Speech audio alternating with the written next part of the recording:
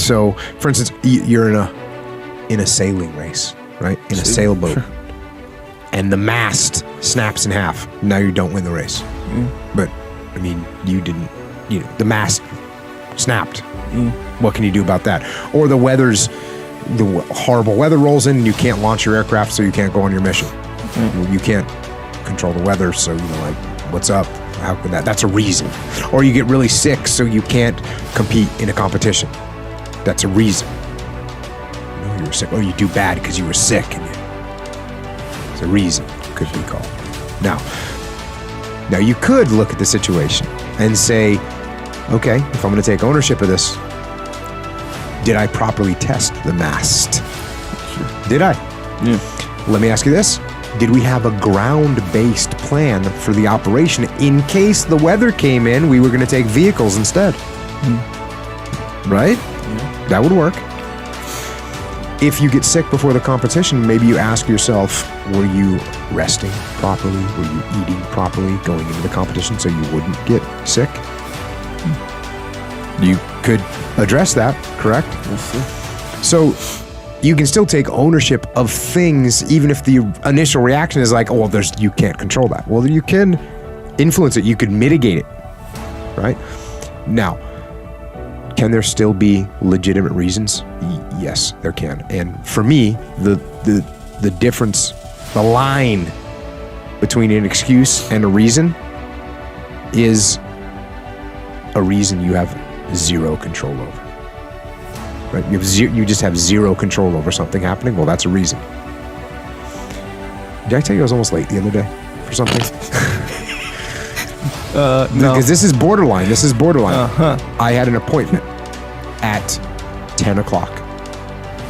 I left, it was a 20-minute drive. I left an hour. I left about 9:10. I left 50 minutes to drive 20 minutes. Just so gonna make it on time. Yeah. I get on the road, basically a couple roads out of my house, and the one entry way to get on the freeway is locked down. Like incident, like isolate some incident went on. A guy trying to kill himself on a bridge. Yeah. Shut the road down. So no one's going on the highway. So what is it? Everyone's being channelized into marginal, what do they call it? Back side streets. Yeah. Detours, rerouted. Yeah. The clock is ticking. And I made it, right? I was 4 minutes. I had 4 minutes to spare. So instead of it taking 20 minutes, it took 46 minutes. It took more than twice as long. That could be, a fairly legitimate reason. Now, luckily, I always, I had planned that there could be something out of my control and it might take even longer. And that's why I leave early to go to an appointment or a situation like that. So I could have also checked the traffic prior to leaving and taken a completely different route. That would have been, I blame myself. So even in that situation, I was thinking the whole time, why didn't I check the traffic before I left? I knew this could have happened. The number one thing you look for in a leader? Well, the first book was called Extreme Ownership.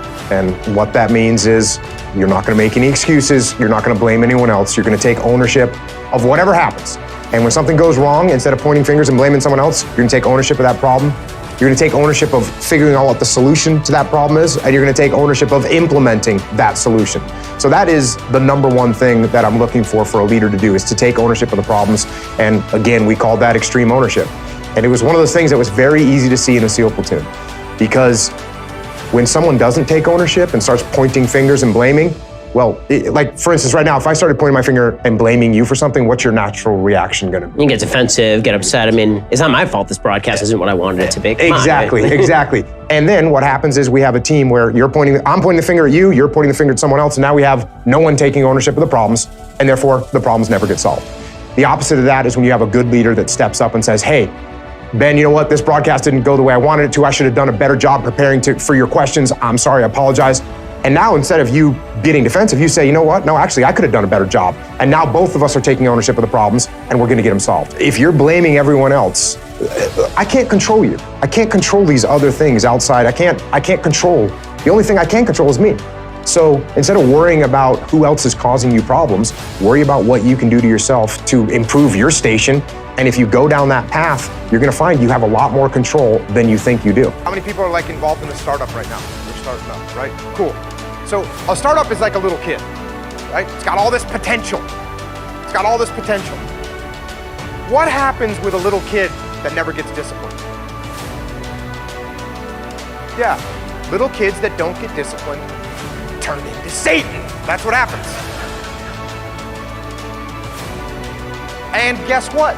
Now, in the beginning, like a startup, like a baby, when you got a baby, you got to do everything for it in the beginning. You got to hold its hand. You got to make sure everything's perfect the way, whatever it takes to get that thing, keep that thing alive. You got to do it. But once that thing starts to expand, well then you better start imposing some discipline on it, or else that thing will turn into Satan. As leaders, I see people getting caught up all the times in little things that will not affect the outcome unless they let it. So I see some white belt below them in the chain of commands going all crazy, grabbing their sleeve, and this leader on the top gets concerned about it and puts time and effort into something that doesn't matter, whether it's a little personality rub, a little ego uprising. It's like, should we do it this way or should we do it that way? It doesn't matter. That's a little sleeve grab. It doesn't matter. And I see people getting caught up on things that don't matter all the time. And what I've realized is it's something that I figured out a long time ago. I don't know when, but a long time ago, I figured out, you know what? That thing doesn't matter. I'm not going to worry about it. That thing doesn't matter. I'm not going to worry about it. That thing doesn't matter. I'm not going to worry about it. That thing matters. I'm going to focus on that thing. And that makes a big difference. It's leadership capital. Because if I'm investing my leadership capital and getting your hand off my sleeve, or trying to do it my way instead of your way, or trying to keep your ego in check, if that's what I'm investing my leadership capital in, I have nothing left to invest in the thing that's actually matters. Do you think that it really is that leadership is born, or is it bred? Yeah, I get asked this question all the time. And so it's both. It's absolutely both. And you as a human being are gonna get certain characteristics that are gonna make you a good leader, and you're gonna lack some characteristics that would make you a good leader if you had them. You don't get 10s across the board. You know, it's like the little video games you see kids play where you get a 9 in strength and a 7 in intellect and an 8 in dexterity. And you get those too as a leader. And you don't get all 10s. So some leadership characteristics that make you a good leader, for instance, obviously it's good to be articulate. If you can express your message clearly to people, that's gonna help you from a leadership perspective. If you have some natural charisma, that's gonna help you from a leadership perspective. If you can look at complex problems and you can simplify them, that's gonna be helpful as a leader, because that's what you're doing. So if you're persuasive, there's all kinds of things that will help you as a leader, and you're not gonna be good at all of them. And so as a leader, if you look at the ones that you're weak at, you can improve them. That's what's beneficial. So you can't take someone that's just a horrible leader and make them into an amazing leader, but you can take someone that's a decent leader and you can make them into a very good or even an exceptional leader, because you can definitely get more articulate. You can definitely get more comfortable speaking to people. You can definitely get more precise at taking very complex problems and simplifying them so that your team can understand what it is that needs to get done. So these are all things that you can improve upon. And I always have to close this out by saying that there are some people that cannot become better leaders.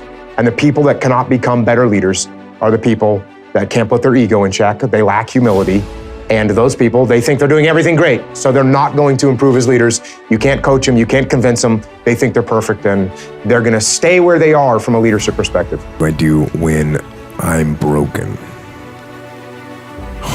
When I'm broken, I relish it. That's what I'm gonna do. I'm gonna use it. Because if I'm broken, then I just found my limitations.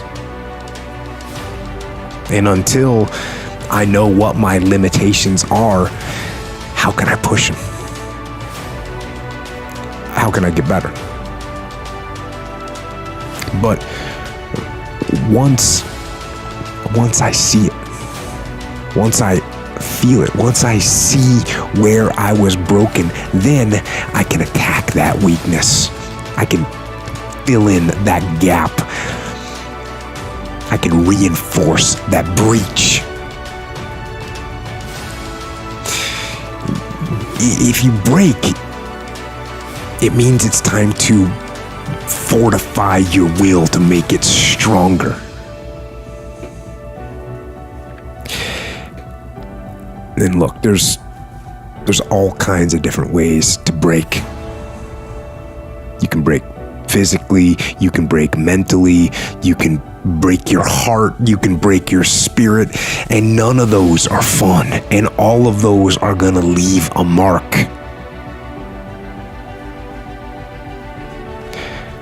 But the mark that they leave can be the mark of victory, or it can be the mark of defeat. Because every time you break, and in every way that you break, while it's a chance, it's definitely a chance for you to give up and for you to just to fall apart. But there's also opportunity. There's opportunity to get stronger and get smarter and get faster and get tougher and get more stable and get more resilient and get better. In fact, if you break, the fight is just beginning. And as you crawl up and out of that dismal and wretched place, and you're covered in blood and sweat and dirt and filth as you rise above what you were. And as you take the form of who you are supposed to be, you will see that in the very act of standing up, in the very act of fighting on, you will become and you will remain unbroken.